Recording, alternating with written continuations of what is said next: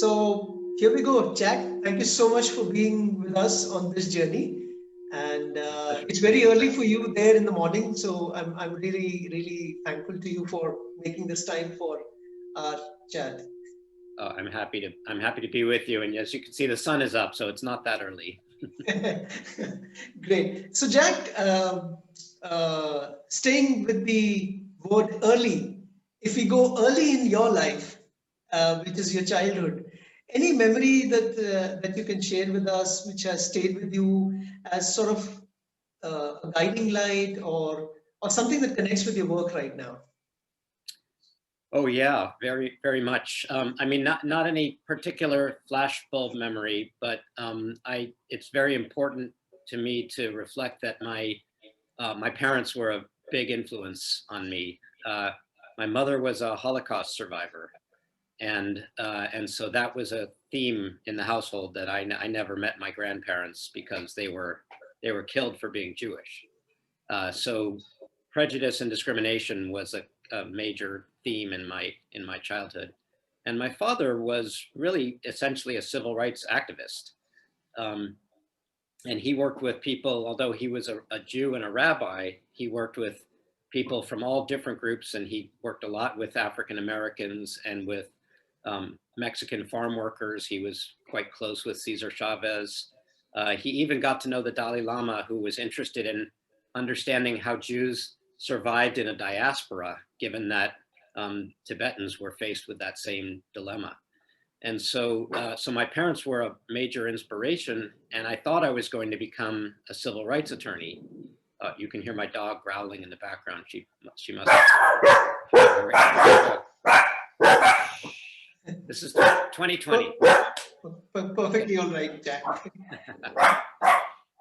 So I thought I was going to be a civil rights attorney, and I found social psychology instead, and realized that through the empirical methods and the theories of social psychology, and given my way of thinking about the world, that would give me a better vantage point from which to work on prejudice and discrimination, which was my goal. But I would like to add one other young adult experience that was somewhat formative, which was that in college, as an undergraduate, I was on the track team. I'm a runner. And we were on my team got the opportunity to go, I went to the State University of New York in Albany. So a lot of sort of working class students there, although I'm from a more privileged background. And we got the opportunity to travel to San Juan, Puerto Rico to do some winter training.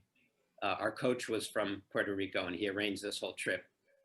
And one of the days, a group of us were walking along the main strip in San Juan, and somebody had to use the bathroom. And we said, well, let's just go into that hotel over there. And one of the Black African-American guys on the team said, I can't do that. And we were all surprised. All the white guys were surprised. We said, why not? He said, I can't just walk into a hotel. They're not just going to let me walk into a hotel and use their bathroom. And for all of us, it was just an understood privilege that we had, that you can go wherever you want. And, you know, that was jarring.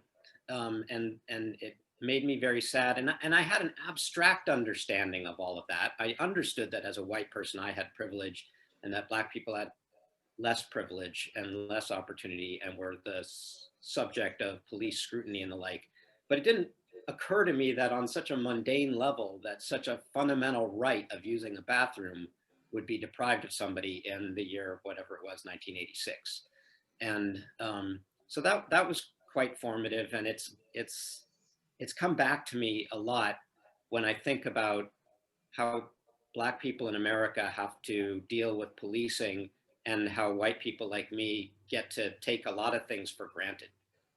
Yeah, it's very interesting, and thank you for sharing these memories with us, Jack.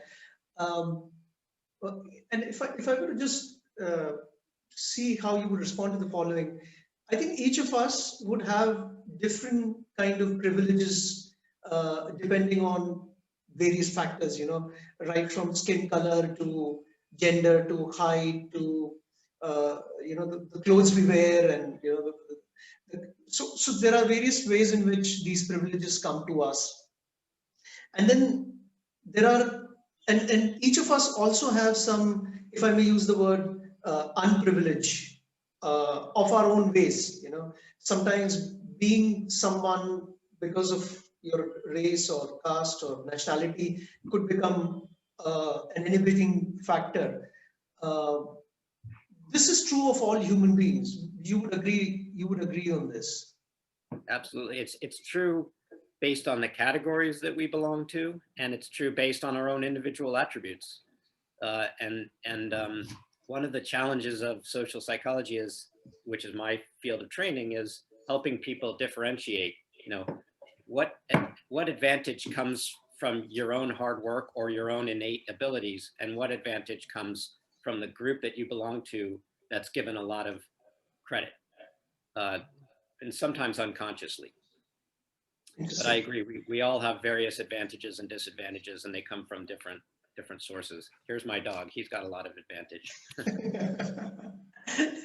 Yeah, so we have these advantages and disadvantages, and we can locate some of these factors innate into our ancestors, into our cultural backgrounds, into our upbringing, into education.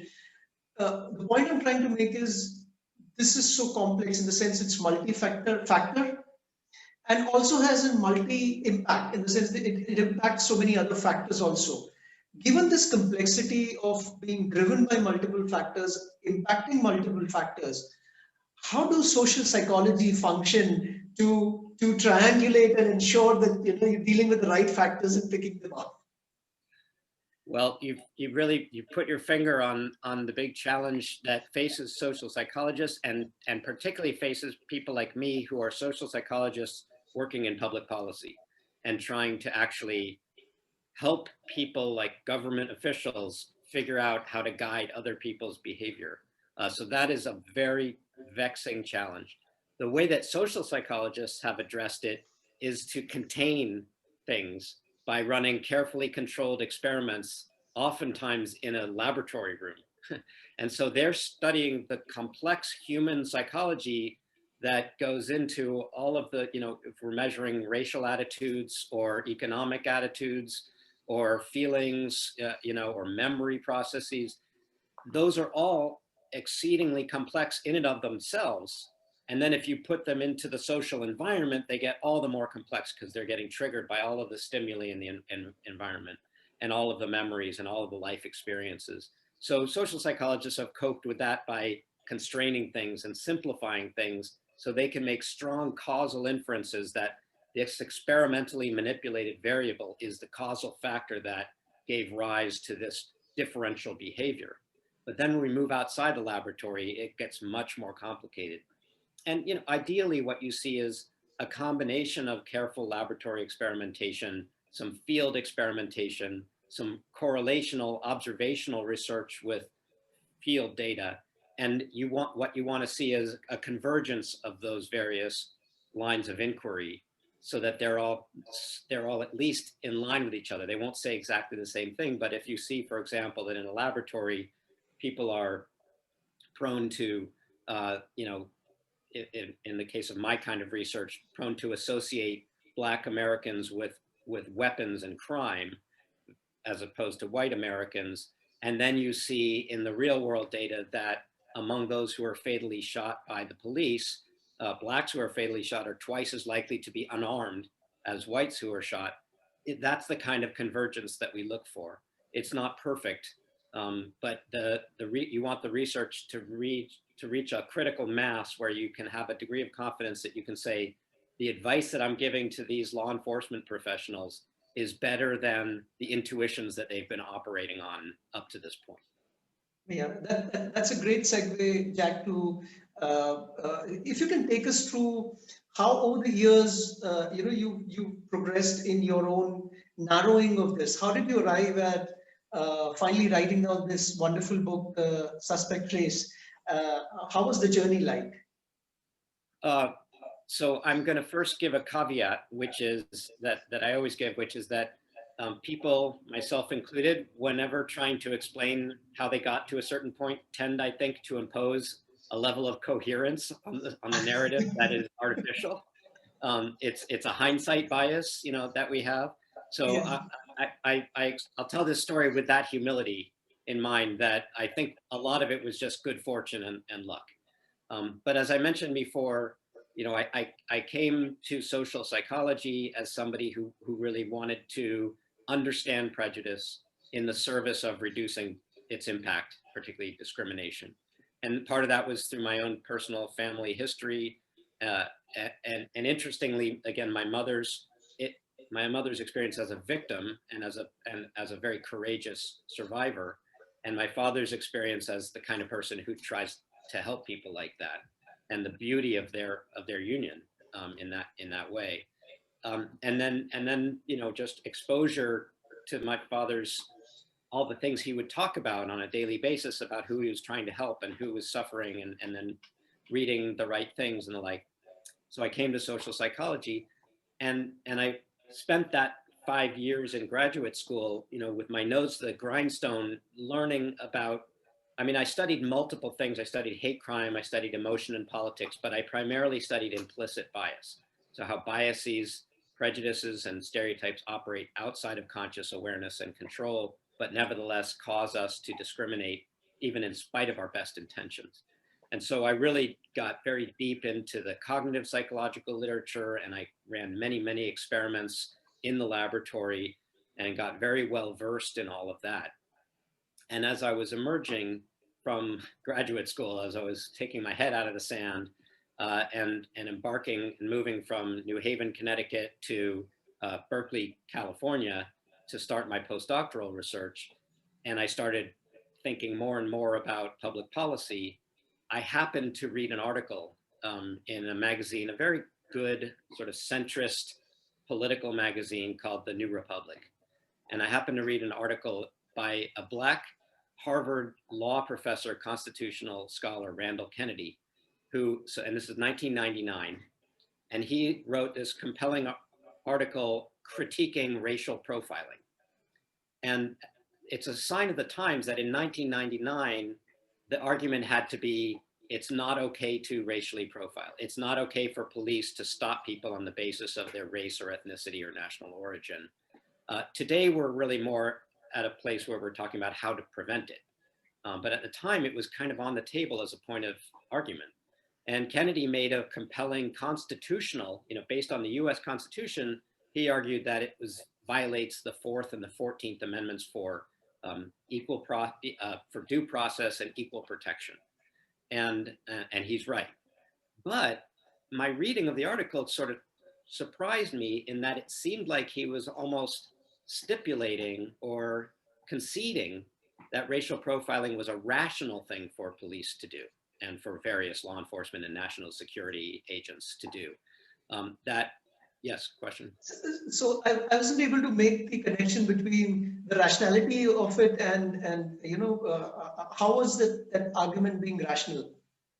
So the argument for its rationality is that if there is a subpopulation that is responsible for the particular kind of crime or terrorism or whatever it is that the law enforcement agents are trying to deter or incapacitate, then resources should be focused on them.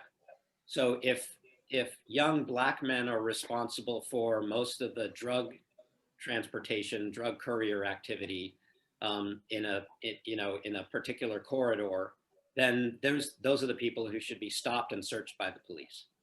And so it's kind of an efficiency argument, but it goes beyond efficiency to the point of being rationality, in the sense that why would you waste your time on these other people? So I read that, and my first impression as a social psychologist who had been studying the formation and the resilience of stereotypes was, well, how do we know that those beliefs and those presumptions are correct in the first place? And whether or not they are, won't that behavior just create the disparities that are then feeding those stereotypes? So for example, and my insight was, well, if police are profiling, then they're going to be catching more people from those groups, their arrest rates are going to be disproportionately high. And it's the arrest data that we typically look to see, to make inferences about who's responsible for which types of crimes.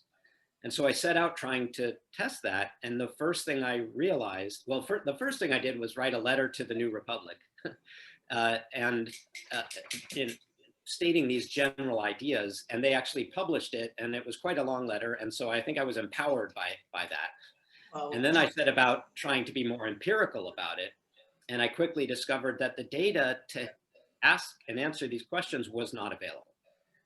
That essentially we don't know, in 1999, we didn't know who the police were stopping. In some specific locations, there was some data collection, but by and large, we didn't know who they were stopping. We certainly didn't know who they were choosing to not stop, which is an important part of the calculations. And then we didn't know what they were doing when they stopped people. And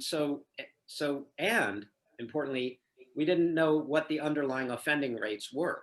So we couldn't answer any of these questions about whether it was rational, because we didn't know the underlying offending rates, and what they were doing and what the results of their differential behaviors were. So I actually veered away from my experimental psychological orientation and started running mathematical simulations, which are featured in chapter 5, I think, of my book. And I just kept building these models to try to incorporate more and more complexity. But the basic simple result was that what I found was that if police are stopping one group at a higher rate, they're stopping 10% versus 5% of the rest of the population, irrespective of the actual offending rates of those two populations, that very disparate policing will cause a distortion in the arrest rates and the incarceration rates of the targeted population, whether they're offending at a higher rate or not. So if they're offending at an equal rate, they'll get captured at a disproportionate rate. If they're offending at a rate that's twice as high as the other group and they're stopped at a rate that's twice as high, they'll get arrested at a rate that's 4 times as high as the other group. And so, it's a little less linear than that, but that was useful. And then when I was submitting this work for review, and economists who I was just learning how to talk to were reviewing the work and saying, what about deterrence? Maybe it's rational because it deters crime amongst these populations. And then I built deterrence into that mathematical model and actually found that had an even more ironic effect, because if deterrence works the way that criminologists have always said it works, oh, that was my puppy making a comment. If deterrence works the way that criminologists think it works, which is essentially that a person on the margin of offending, a person is contemplating committing a crime, either consciously or not. We're getting a visit here. This is Zeus, and he's playing with his little sister Peaches, and they really like to play. But I'm going to have to ask you guys to move somewhere else. Have to deter their criminal offenders. So if deterrence works the way people think it does, which is he wants me to play. And this is so 2020. But anyway, if deterrence works the way people think it does, then essentially people contemplating crime are considering the potential consequences of getting caught. And what goes into that is an estimate of the probability that they will get caught, and then an estimate of the severity of the consequences, either punishment or sanctions of some sort. And so if the police are focusing their efforts on one group, then the deterrent effect should be larger for that group. So then they're going to be perpetually surveilling a group whose offending rate is actually even lower. And theoretically, the other group, the white people or whoever they are, detecting a lower probability of punishment, their offending rate would actually go up. And I call that reverse deterrence. And then we ran an experiment that showed in a laboratory setting that that's actually exactly what happens when you make white students think that Black students are being profiled by an examiner. Yeah. So I had a curiosity, Jack, on this. So I understand very little about policing and more as a layman rather than a researcher. Uh, my understanding is that policing works on some probabilistic mechanism because they do not have certainty over information. They do not have certainty over, I mean, very rarely they have all kinds of information necessary for apprehending and the necessary things that they can do. Most times they're working with probabilities. And in doing so, they have to come up with some kind of optimization of various things that they work on to create an optimum level of performance or deterrence or efficiency in some sense. And so what you're saying is in your research you found that while that may be the goal, but what they end up doing is the opposite of it. Am I correct in that interpretation? I wouldn't say the opposite. What I would say is that that sounds right, that there would be some optimization, but in practice, it's much more arbitrary than that. And so while I would say that investigations of specific crimes with known offenders, or not known offenders, but where there's a reported crime, that police officers behave fairly rationally in the sense that they gather information and they put out feelers and they try to solve the crime and they try to catch the perpetrator. But with this more proactive policing, which is what racial profiling really is, where there's not a reported crime, there's an assumed base rate ambient level of criminal offending with drug crimes in particular, then they're looking for a suspect in search of a crime as opposed to, you know, a crime and then in search of a suspect. And so, so in that situation, and there's a lot of that happens, there are thousands of stops in the US every day that are what we call pretextual stops, where police pull over a vehicle for some arbitrary basis, like they'll say it's a broken taillight, or they drift across the divider or something like that. But what their real intent is to take a look at the driver and maybe the passengers and decide whether or not to search, and then to find a reason to search with the hopes of finding some drugs or a gun. And in the US, you know, there's a gun, there is literally one gun for every American out there. There are 300 million guns in America. So, so it seems rational to search for that.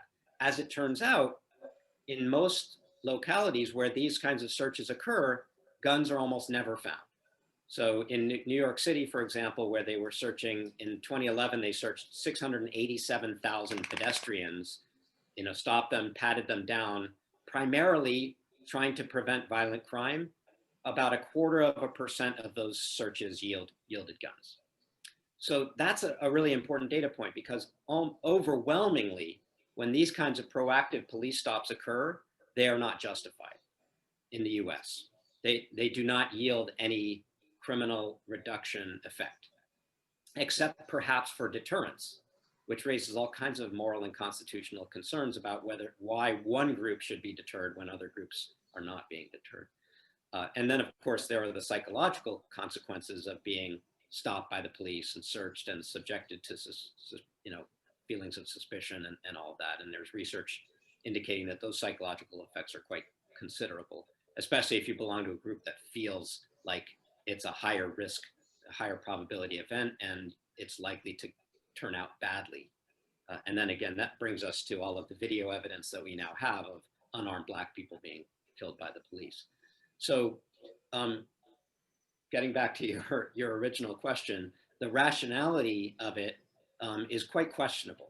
But I think it feels quite rational. You know, if you're a cop and you're trying to deter crime or catch bad guys, then, you know, you want to check out a lot of people, and you want to check out the people who you think for one reason or another have the highest probability of being engaged in crime. And, you know, you're being rational if you assume they're men, because that's statistically overwhelmingly the case. But if you then think that they're men of color, those statistics are much less supportive of that. There may be some differences, but they don't come anywhere near justifying the disparities we see in who gets stopped and searched. So it's questionably rational, which brings us back to the original article that I was reacting to. And in fact, I think it's quite dubious to try to argue that racial profiling is rational. I want to be clear about something, which is that I have been doing work that critiques racial profiling with respect to rationality and efficiency. That doesn't mean that I'm not concerned about the morality of it and the lack of constitutionality of it. It's clearly unconstitutional by the US Constitution. It clearly violates due process and equal protection. And every constitutional expert I've spoken to agrees, at the highest levels, agrees with that. Unfortunately, the Supreme Court has been a little more indifferent, a lot more indifferent. And so the jurisprudence coming out of the US Supreme Court has essentially allowed for racial profiling. As long as officers aren't overtly, explicitly saying, I'm just going to stop Black people, I'm just going to stop Hispanic people. If that is one of the motivating factors, as long as they have other motivating factors for a stop and a search, the Supreme Court is okay with it. And so there's a really interesting discrepancy between the leading constitutional scholars and the people who actually get to call the shots on the Constitution. And in your book, I think I need to apologize that I bought the book, but I've only completed 20% of it. But I'll be completing it. But you're way ahead of everybody else. So I remember that you've gone on to define racial profiling by using the specific term also added, which is proxies thereof, which means that you're saying that it may be coming through different proxies. And it may not be as explicit and admitted by the officers. Well, yes. I mean, I think there are sort of two aspects to that proxies thing. One is the extent to which it's happening unintentionally, that officers feel the tug of a hunch of criminality that they don't realize is based on the person's demography, based on their race or ethnicity. But the other part of it is that officers don't actually have, genetic DNA information on the people they're stopping. They don't know who is officially from whatever race or ethnicity or what their genetic background is, and so they're making inferences just like the rest of us. And sometimes it's based on an inference that we would all have very high consensus. They look at somebody, and everybody would agree that's probably a Black person in America.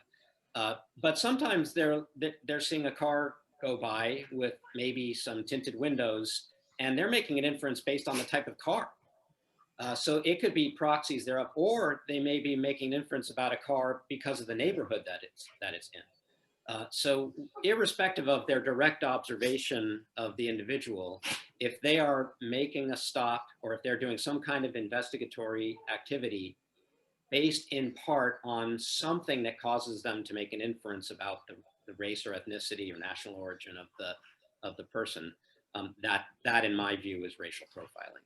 And it does, the other important distinction is it doesn't have to be the sole factor. It could be one of many factors, but it's a factor that contributes to that decision to investigate. Interesting. And you also in the book you've also gone on to great length to describe the psychology behind this. If you can quickly share some of the gist of that. Yeah, sure. I mean, it's a century's worth of rigorous empirical research by psychologists all over the world. So there's a lot to describe, but I'll try to sort of hit the highlights. And where it starts, I think, is with the concept of categorization. That just like we categorize dogs and cats, we categorize people as belonging to various different groups: tall people, short people, men, women,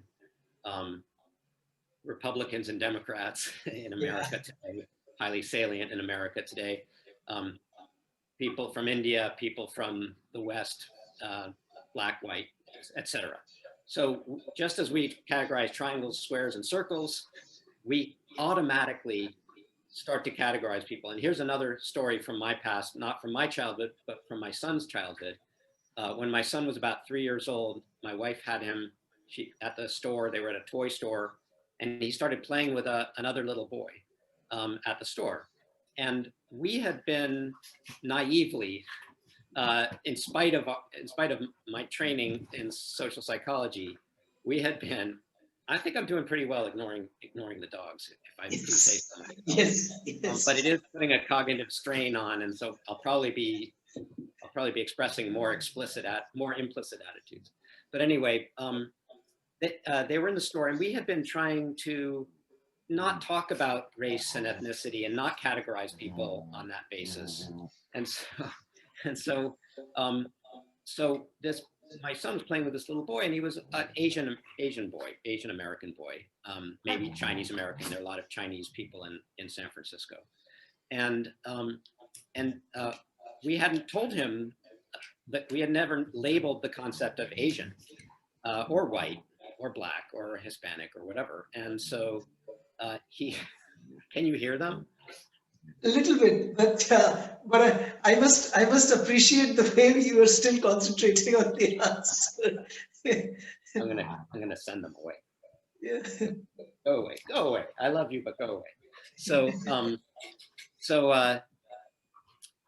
but my son went to a daycare program, and one of his favorite daycare providers was a lovely woman named Betty. And Betty was Asian American. But we never said, Betty's from China. She was Betty. And so while my son and this little boy are playing, and my wife says, well, it's time to go.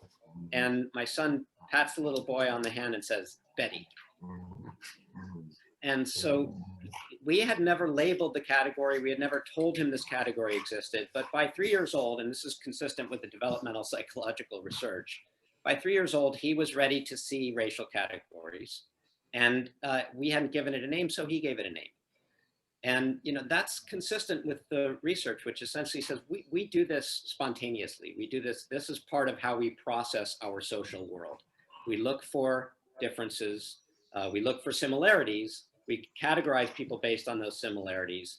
And then we start to look for correlations between those categories and certain kinds of traits, behavioral orientations and the like. So little kids learn pretty quickly that little boys are going to be a little rougher on the playground than little girls are going to be. Now, part of that is just what people are telling them, but part of that is their observation. And then it becomes a self-fulfilling prophecy, and they start approaching those other children in manners that are consistent with what their expectations are. In any event, that's one of the essential elements of our social psychological understanding, which, by the way, comes from cognitive psychology. The cognitive psychologists were the ones that in the 1950s and thereon started realizing how automatically and spontaneously we categorize things. And the social psychologists said, well, that's going to have to be true for people too. So in addition to that, social psychologists have figured out that layered on top of that categorization tendency is a tendency to prefer people that we think belong to our own categories, just at baseline, under the most minimal conditions. Even if we think that we've been very arbitrarily assigned to belong to some group based on a coin toss, we will, and this is based on Henri Tajfel's work using something called the minimal groups paradigm, we will spontaneously want to allocate more resources to people that we think belong to our group, even though we've never met them, we've never even seen them. Yeah. So this is called the minimal groups effect. Yeah. In fact, when you were saying this, I was reminded as a child when we used to play. So here in India, one of the games that we used to play is called cricket, which is the national sport. It's not the national sport but it's a favorite national sport as how I would do it. And I remember that as children, we would gather in the neighborhood, and there would be a bunch of people, and we would form teams. And each time you form team, you're in a different team. And when you are in these different teams, you're actually rooting for that team, and you're trying to be, and that's exactly, I think, what you mentioned, that, yeah. Well, and it doesn't even have to be a team working together against another team. You can just put two groups on, arbitrarily assign people to stand on either side of a room, and they'll just start feeling an affinity for the people that they're standing near. Yeah. It's very spontaneous, and it's virtually inevitable. Now, in fact, that practice of randomizing the teams from day to day is a really good way to prevent there from being long-standing antipathies between existing groups. So that's a really good practice in effect. So we do that spontaneously, and it's funny you bring up sports as well, because I've been doing some research lately on crowd behavior and how police control crowds, and a lot of the research is based on these sports hooligans in Europe, because these horrible fights break out at mostly at soccer or football matches in Europe, and part of that is also just this sort of tribalism that people have, that they identify with their home team or with whatever team they decide they like, and then it gets very passionate, and they start to have very negative beliefs about the people on the other side. So that's that's a very, very real thing, and but it turns out it happens even under the most minimal conditions. And because we start to categorize, and we start to categorize ourselves as belonging to various groups and not belonging to others from a very early age, it happens almost inevitably. Then, on top of that tendency, what we call in-group favoritism and out-group derogation, on top of that, we have these specific stereotypes, these specific beliefs about what people from different groups are like. And part of that is just based on the lore that we hear, the media exposure that we have, maybe some direct experience with people from other groups. But part of it is motivated in the sense that we tend to want to think more highly of groups that we belong to, because that promotes our own self-esteem. And so, if you identify with a group that you regard highly, then you get to bask in the warm glow of that group. Sometimes it actually also turns out, and this is a theory called social identity theory that really came out of Tajfel's work on the minimal groups.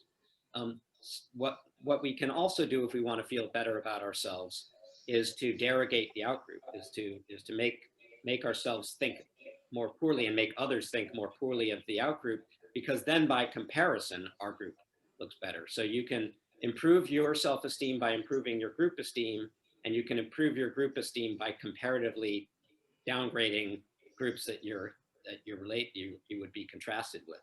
So that's one of the things that motivates these stereotypes, but there are also all kinds of ways that we just try to sort of explain the way the world is by saying, for example, well, women must be more weak and timid than men, and that's why they don't get the big, powerful jobs. So, we try to explain those differences. And so all of these things sort of conspire to cause us to spontaneously categorize people, put ourselves in these groups, favor our own groups, and then also perceive correlations between groups and attributes, and then make the error of assuming that people from another group are all going to have that same stereotypic attribute, and to make predictions about how they're behaving, or to make judgments about what they did that are colored by the biased perception of the stereotype, or the biased lens of the stereotype. And then finally, my sort of other main point about all of this is that most of this operates outside of conscious awareness and control. Most human mental processing operates outside of conscious awareness and control. If we had to have a subjective experience of all the things that our mind is trying to do, all of the stimuli that it's trying to process through our five senses simultaneously, we would be paralyzed. Like, it's just too much. And so we have a way of focusing in on just little bits of information. I was doing a really good job keeping my dogs out of focus, but that was quite effortful. But for the most part, we sort of effortlessly focus on things that we've learned are the things we need to focus on. And one analogy I give for this is driving a car. Actually, I'll credit John Bargh, another social psychologist, with this metaphor. When you first learn to drive a car, everything is very controlled. You have to concentrate a lot, especially if it's a standard transmission, right? But even if it isn't, just knowing which pedal to press to make it stop or go takes conscious effort. and knowing how much to turn the wheel, and then all of the signs that you have to adhere to. And I've heard things about driving in India that makes it sound very tame here by comparison, but I imagine it's a challenge to learn how to drive everywhere. And so so it's all controlled, but as you practice, as you repeat and learn and rehearse, it becomes automatized to the point where you are not thinking about your foot. In fact, if you think about your foot, you probably won't drive as well as if you just let your foot go where it needs to go. Your foot learns that when you need to accelerate, you push the right pedal, and when you need to brake, you push the left pedal. And it becomes automatized. And you learn all of that stuff, and you don't have to think, oh, red light, that means stop. You just do it.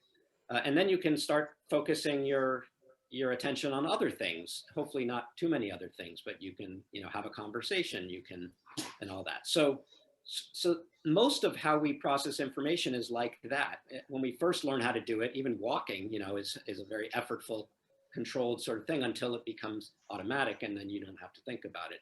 But that's true for how we process information about other people as well. And when we're trying to interact with another person and figure out what's going on in their head and what they're going to do next, we automatically evoke beliefs about what people like that tend to do. And again, because that happens largely outside of conscious awareness and control, we don't really even realize that we're doing it. And the best intentioned people who want to treat everybody very fairly will have a very hard time not employing these preconceptions, these stereotypes, and these biases, because they can't subjectively experience that they're influencing them. So coming back to the police officer who feels a hunch that this person is suspicious and up to no good, they may not be able to separate out that part of what's contributing to that feeling is the color of the skin of that individual. And so that's what social psychology, has a lot to offer in this space. Interesting. In fact, you mentioned categorization. You mentioned the cascade of it with in-group favoritism, out-group derogation, and outside of conscious awareness, so on and so forth. I remember one of the conversations Danny Kahneman was having with someone, and he was being asked, Professor, given all these years of your so much of intense study and research, has it affected your own judgment, your own decision-making ability? Have you been able to develop system 1, system 2 in different ways? And his answer was, he doesn't think that. He feels that he hasn't been able to do much about that. But then, and I'm sure you would have maybe a different answer to that, but what do you think?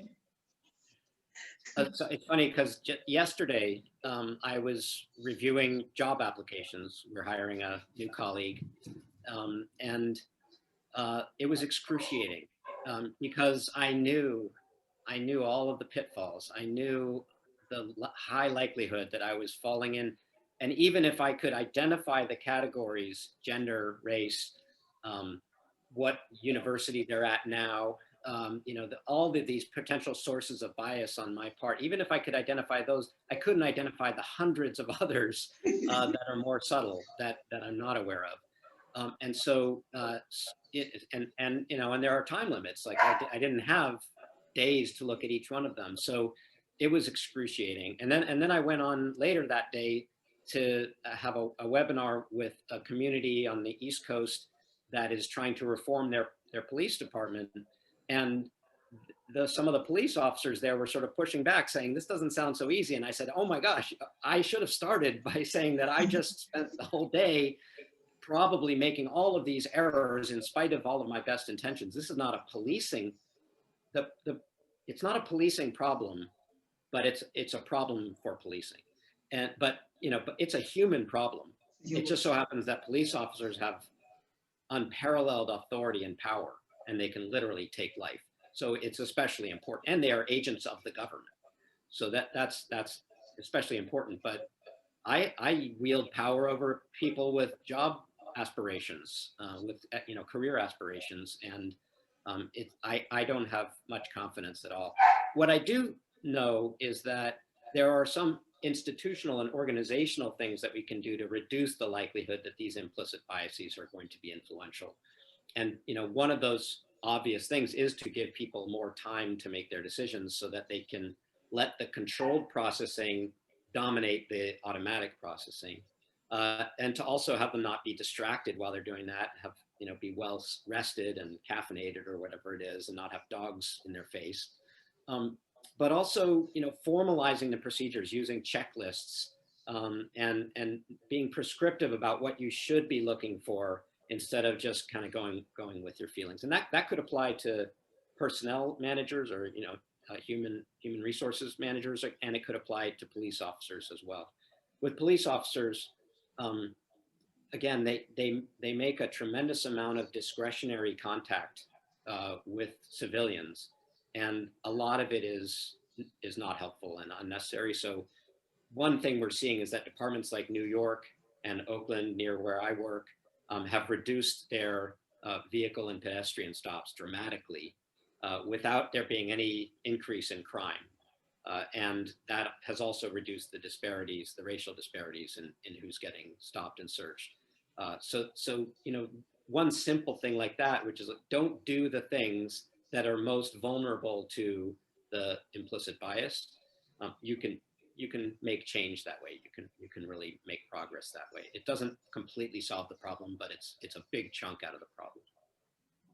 I remember listening to Herbert Gintis, this gentleman, I think at Santa Fe Institute, and the way he constructs social psychology or psychology is by saying that it's ultimately game theory, game theoretic environments. There are payoffs. We are constantly measuring what strategies are working and what strategies are not working. If you were to bring that into this conversation, how would you respond to the following? So suppose, let's say the police, so in some sense, in one of your articles, you very recently you mentioned about the dilemma or the forced dilemma on police about being a guardian versus the warrior. And then you say that we need to change that whole thing towards public safety as being one of the model that we should look for. But then there would always be, in some sense, against some undesired forces. And there would be inter-ratcheting of strategies and inter-ratcheting of, playing games of outsmarting each other. And that would make this even more difficult, putting these strategies in place. What would be your response to that? Well, I would start by going back to your reference to Danny Kahneman, because Danny Kahneman is the only psychologist to ever win the Nobel Prize. He won it in economics. There is no Nobel Prize in psychology. And he won it because he and Amos Tversky essentially turned economics on its side, because economics until the 1970s had been overwhelmingly influenced by, in terms of trying to understand human behavior, they were overwhelmingly influenced by what Kahneman and Tversky called a rational actor model. The idea being that humans try to optimize gains and minimize losses. Yeah. And that's generally true. But what Kahneman and Tversky showed was that there were so many limitations to that really what we have is bounded rationality, and that we're very prone to all kinds of logical errors that cause us to behave in manners that do not optimize gains and do not minimize losses. And so I think that we as humans in general and as policy influencers as well need to have humility about the boundedness of human rationality. And police officers may feel like they're behaving very rationally because they're just going after the people they think are involved in crime. But again, they do not experience subjectively the mental heuristics and shortcuts that are causing them to make inferential errors, and both that are irrational in the sense that they're inefficient, but are also causing harm to populations who are already disadvantaged. but in any event, so I think that you can talk about the sort of trade-off and the strategy of policing in terms of trying to deter crime and trying to take criminals out of circulation and the like. What we're seeing these days is that one thing that's sort of risen up is a notion of focused deterrence, which is that instead of just putting a lot of cops on the street to make criminals fearful, actually combining specific intelligence about who the repeat offenders are, and then getting the message to them and to their cohort that they're being watched. There's something called Project Ceasefire that was developed in Boston and has now been generalized to cities all over the US, where gang violence has been targeted as the primary contributor to homicides in the US. And so what they've done is to identify the gang, and actually, as it turns out, only some gangs are violent. And in fact, in some cities like Oakland, most gangs are not particularly violent, but it's a small number of the gangs, and then a small number of individuals within the gangs who are responsible for most of the lethal violence. And if they can identify who they are just by good intelligence gathering on the street, they can go to those people, and sometimes they'll take them into their homes, and they'll have their parents there and their pastor there, and they will talk to them. And ideally, as they've been trying in Oakland, they will offer them other opportunities. They'll say, maybe you're doing this because you don't have any other good opportunities. We can actually hire you to do this or that, or we can set you up with this organization. So the notion there is also built on something that David Kennedy, who's a brilliant American criminologist, I heard him say this not too long ago, that overwhelmingly people don't obey the law because they're afraid of getting punished. They obey the law because it's the right thing to do. And if police think that their job is to control the population by making everybody fearful of being punished for violating the law, we're in big trouble. If that's the reality of it, we are in big trouble. We have to rely on the fact that people obey the law. And some laws they don't, right? Speeding, nobody obeys the law on speeding, but the consequences are, they're serious, but they're less serious than obeying the law on stealing or assault or murder. So for the most part, people are interested in having a peaceful environment where they are safe and others are safe as well. There are some deviants to that. And the emerging approach is to use intelligence to focus on those deviants. And again, this kind of comes down to known reported crimes, descriptions of specific perpetrators, pursuing those, which is really the opposite of racial profiling, which is this sort of assumed set of crimes that are occurring and an assumed set of people who are more likely to be committing them, and then very inefficiently interacting with a lot of those people. So I think they jibe in terms of efficiency and morality and constitutionality, and also criminological theory. Interesting, as you were saying this, Jack, I thought that what you're also probably pointing towards is reimagining policing.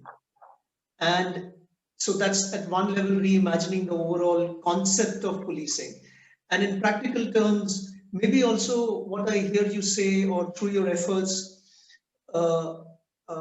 policing becoming more of also live experiments being run. Experiments not in the wrong sense of the term, but constantly looking for what's working and what's not, and empirical and measuring data also to some extent. Mm-hmm. Yeah, and that's a real emerging trend in the US, and I think in the UK and some other countries. But evidence-based policing is a whole new term, and there is a whole society of evidence-based policing. And so there is a real effort by social scientists and forward-thinking police leaders to get together and think about ways that they can use data and empirical analysis to do more effective policing. And part of that is, is fair and impartial policing, is policing in a manner that is consistent with the U.S. Constitution or whatever the laws of the land, and that gives everybody a sense of public safety and doesn't discriminate. So there are lots of things being done in that effort. And then in the U.S., what we have is this moment where largely because everybody has a video camera available to them at all times, there's this growing awareness that people of color are being unnecessarily physically harmed and killed by the police. And I want to say that the data are very clear that most people who are fatally shot by the police are white, and most of them are armed and posing a threat to the officer. But among those who are unarmed, they are disproportionately Black. And among those victims who are Black, they are disproportionately unarmed. And so there is a problem, and it is a race stereotype problem. Now my dog is asking for something entirely different. I don't know what. Now you get to see them really going at it. So this is Zeus. He's a sweet guy. So they're going to chew on each other while I talk, but I'm gonna power through this. So because of this moment, because the American consciousness is waking up to this, to the unnecessary deaths, to this brutality, which Black people have known about for hundreds of years, and enlightened intellectuals like me have known about for 20 whole years, but everybody else is waking up to it over the last 5 or 10 years, because you can't turn away from George Floyd being strangled over the course of almost 9 minutes while he's pleading for his life. And so the reality of it is too hard to ignore. And so we have this moment, and we have the protests in the street, and we have these calls for defunding the police. And that is putting a lot of pressure on police leaders to think about creative ways that they can change the way they do what they do and still stay in business. And how am I doing? You're staying in business. I can say you're staying in business. I'm staying in business. So let's just hope the cat doesn't get involved, because then it's all we have a fully integrated house here. Fantastic. So we have this moment where there's real opportunity for reform, and police departments are saying, take away some of our responsibilities. Don't decimate our budgets, but sure, social workers should be doing that, and crisis intervention workers should be doing that, and homeless advocates should be doing that.